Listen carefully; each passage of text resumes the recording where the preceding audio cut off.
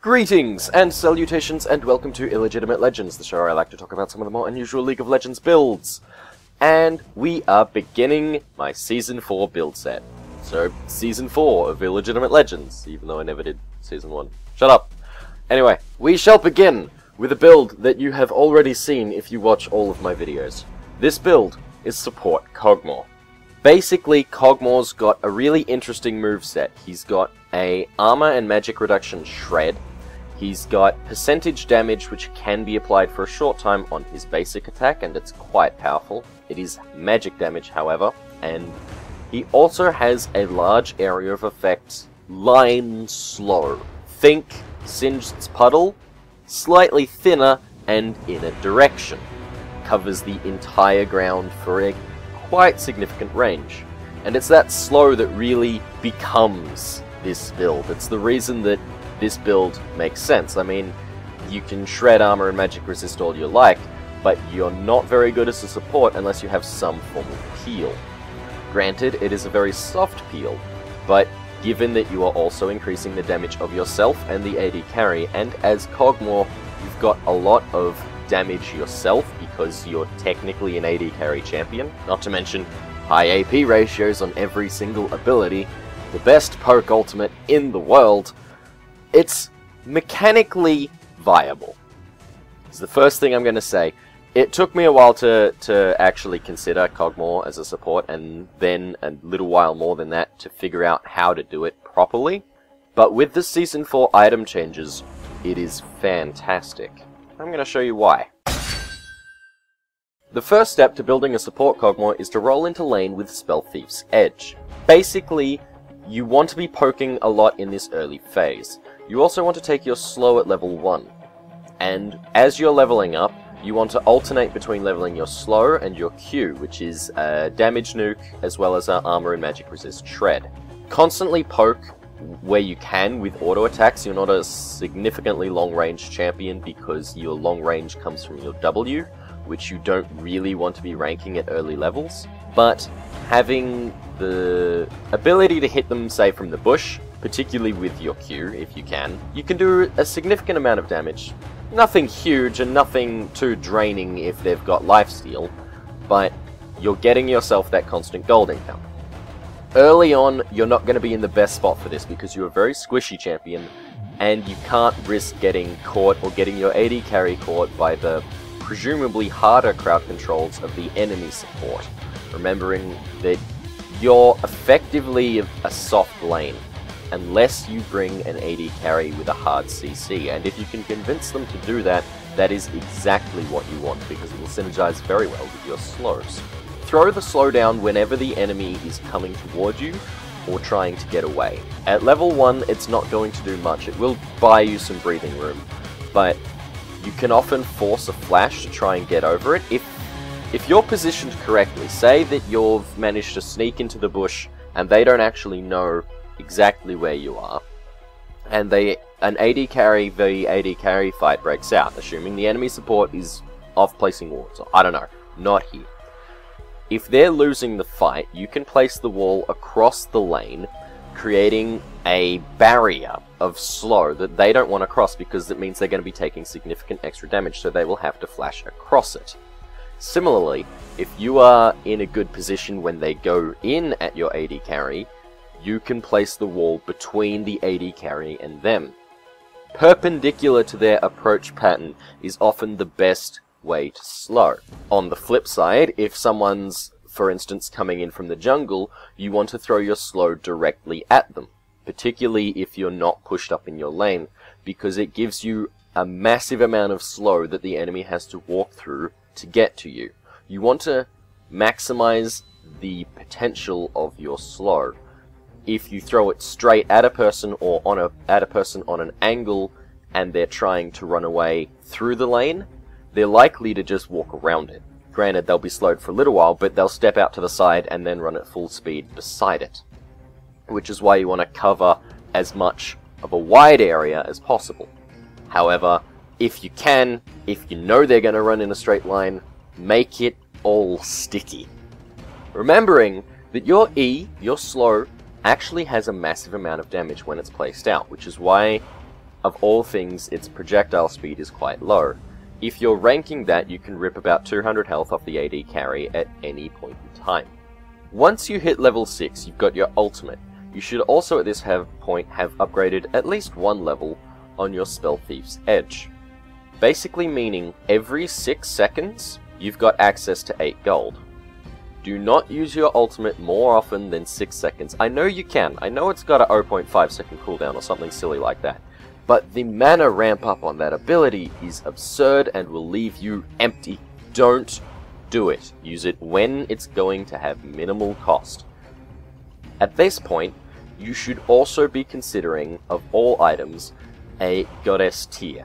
It's an unusual item to get on a support, I understand, but you can very, very quickly build up the AP and the mana to do significant damage at all levels just with your ultimate, which you can use from essentially anywhere. It's a long-range ability, not as long as it used to be, but it is a very long-range ability. Throw in some boots and a ruby sightstone in your early build, and you're essentially done. You've accomplished support Kog'Maw. You should have some kills for your team. It's very, very easy to assume that you're not going to be doing as much damage as you need to, or you're going to lose a trade, but at the very least, a trade nearly won is a trade won because of your passive.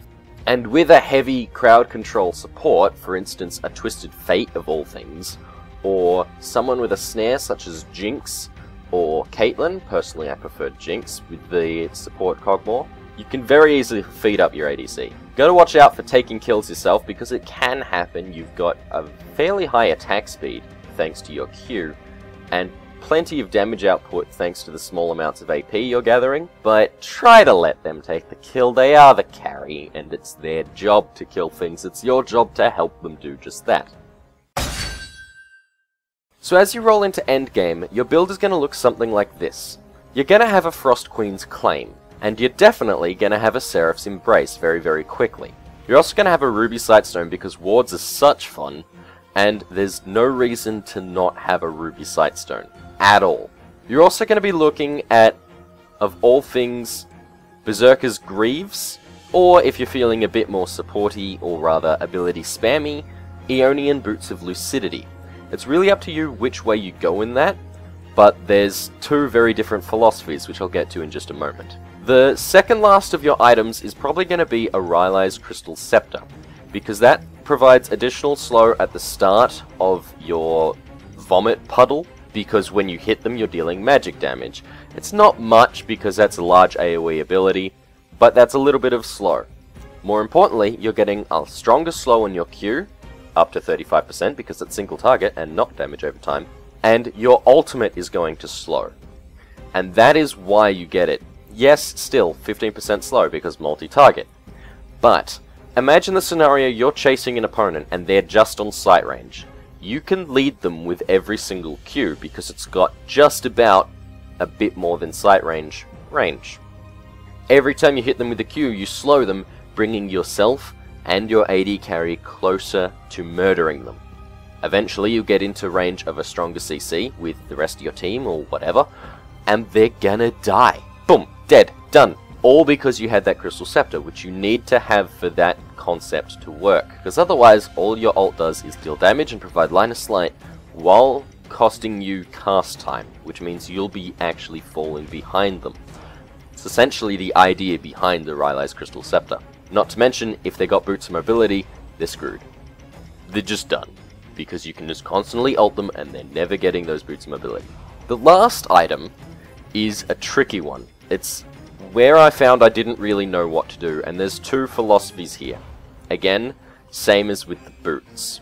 The options I looked at were Nash's Tooth, because it increases your attack speed, cooldown reduction, and gives you some AP, as well as AP damage, which is kind of nice. And you've got fairly strong AP build at this point.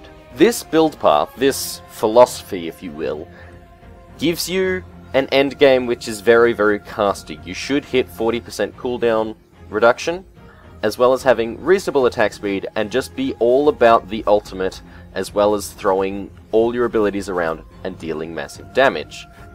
It's not maximized damage, there's no Rabadon's death cap or anything like that, and it doesn't get the most out of your W, your percentage damage, but it does put you in a good position to be constantly using that ultimate, like I said, which is fairly reasonable AoE damage. Highly clustered team fights will of course be completely destroyed by this. Or you can take a Runan's Hurricane. Seems really odd, considering that you're a support champion, but toward the end game you become sort of the regular AP Kog'Maw that was quite popular many years ago and hasn't been seen in a very long time, where your goal is to have a mix of attack speed, just a little bit because you get plenty yourself, and a whole lot of AP, and then you can just hit W and wreck the entire team. With Runan's Hurricane, that concept is massively improved. Massively! Because you're dealing approximately 8% damage on every one of your auto attacks on 3 people. It makes you an anti-tank support. Also gives you the potential to, if you're ahead at around the level 12 area, you can 1v1 the AD carry. Depending on the AD carry, but I've beaten Vaynes with Kog'Maw, and I was playing support, because I had a wider variety of AP abilities that meant that I was stronger than her. Because she relied purely on auto attacks and purely on every third strike, I could kite her very, very well with my slow, Q her, and then W from a distance, because the range, oh my god.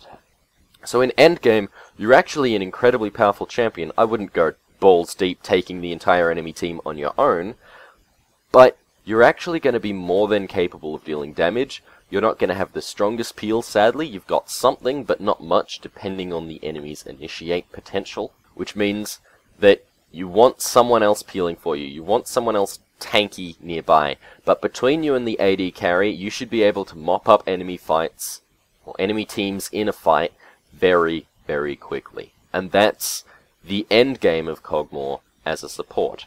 Lastly, as your trinket, definitely get the pink ward trinket, because you've already got a ruby sightstone, you don't need a warding trinket, so make that pink. Give permanent vision on Baron, never lose. Or something like that. In my history as AP Kog'Maw, I won 3 games, and lost 2 games out of the total of 5 games played. So it's not a win every game sort of build, but no build really ever is. The runes that you should consider taking, you want to be looking at mana regeneration, maybe a bit of magic penetration if you're feeling really keen, maybe a bit of tankiness, because that's something you're missing, and definitely consider some armor. They're the general areas you want to be looking at, but I'm not really going to tell you what you're going to spend your IP on, because it comes down a lot to personal preference. As for your masteries, I went for a 5 in offense, definitely looking at getting exposed weakness and getting attack speed rather than cooldown reduction in the first tier.